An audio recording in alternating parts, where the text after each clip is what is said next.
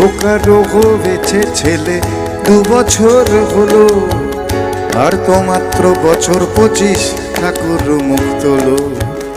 100 বছর বাঁচতে চাই এখন আমার 60, 25 বছর পরে খোকার হবে 59।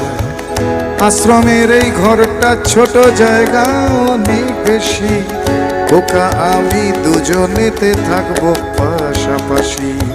সেই দিনটার স্বপ্ন দেখি ভীষণ রকম, মুখোমুখি আমি খোকা আর বৃদ্ধাশ্রম।